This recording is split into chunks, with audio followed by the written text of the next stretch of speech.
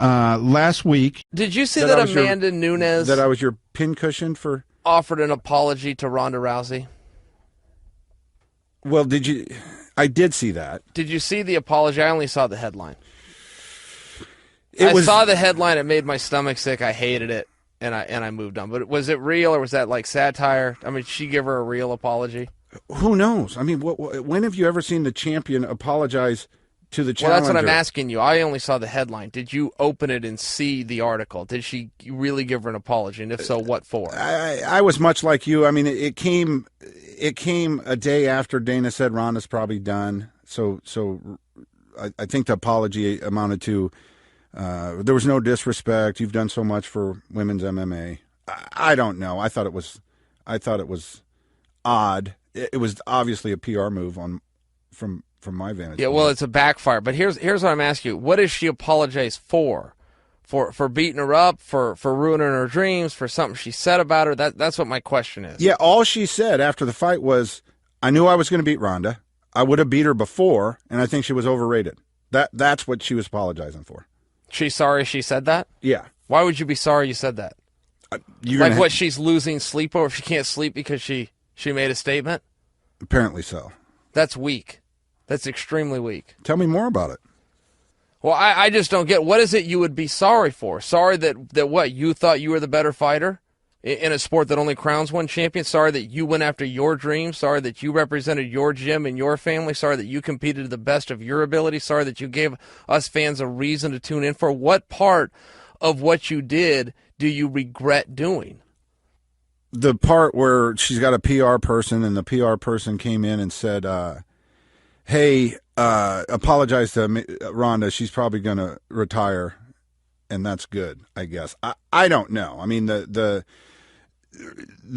Ronda has done more for women's mixed martial arts than anybody else in the world is bullshit to me. There's a lot of people that came before her. There was a gal right next to her called Misha Tate that did just as much.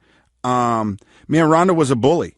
Ronda was a bully, and Ronda got more out of MMA than she ever gave to MMA, and that's going to piss everybody off because everybody loves. That's not going to piss very many people off. Everybody loves Ronda, yeah. and that's fine. What Ronda's going to realize is everybody loves her because she's famous. Well, hold on. Let's stop for a second. That isn't going to piss people off because that is a reality. And you will have people that come out and say that all the time, that, I helped to grow this and I did that. But the part that they leave out is how well they were compensated. The part that they leave out is that somebody else took the risk. Somebody else made the bet, put up the guarantee, made those contacts, called all the big shows, got you those opportunities. That's the part they leave out of the story when they all want to be thanked after the fact and they all want to have this legacy left behind and be remembered in a certain way.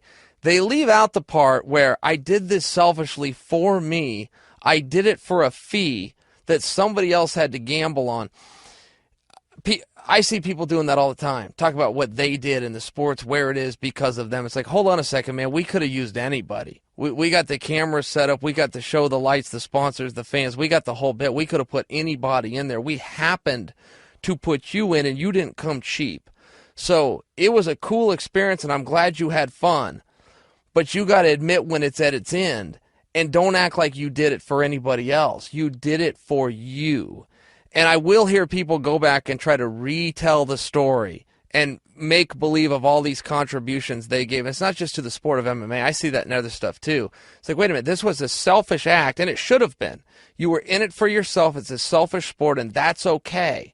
But to attempt to rewrite history after the fact, make yourself look like a martyr or a hero, is just an attempt to fool people, and people fall for it constantly. Your original point here was to say that she did more for women's MMA is BS. Well, you could argue it two ways. It was her name and her face that got out there, but you could also say you could have inserted anybody else in that spot. Somebody else had to take the bet, take the gamble, and push this forward.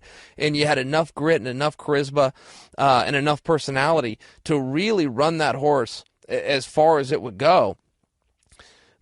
But to act as though it was you or it was your idea or it was your capital or it was your investors, that's just simply not the way that it happened. And I hear people talk about their legacy all the time, and there's nothing more disgusting to me than when I hear that term. I'll have reporters ask me, what do you want your legacy to be?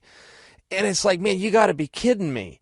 I'm not the guy that graduated high school and then shows back up to the football games a couple of years later wearing my Letterman's jacket. You move on.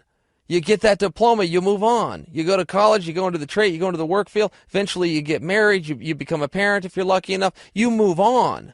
Why would you want to? What do you mean your legacy of something you did in athletics when you were younger? That's how you should be remembered. You shouldn't be. If you did your job right, you will pass the torch to somebody else. And in this particular case, it sounds like Amanda took the torch from Ronda. But there's nothing she should be apologizing for. She should make that thing burn as big and bright as she can. And before she leaves, she needs to pass it to somebody else. That's the way that it works. That's what a team player is. That's what you do when you're in the industry. That's what you do when you want to be remembered as somebody great that put the company and the business and the sport in front of themselves. Somebody like The Undertaker, who went out and did whatever was best for business and passed the torch. You don't want to be remembered as the prick that came in, grabbed all of the money, grabbed the goodies, left everybody else high and dry, and then also wanted the accolades to go forever. That's ridiculous. And I see people go back and try to do it, and it's like, man, you have got to move on with your life in any capacity and whatever that means, but time goes one way, and it's forward, so get on with it.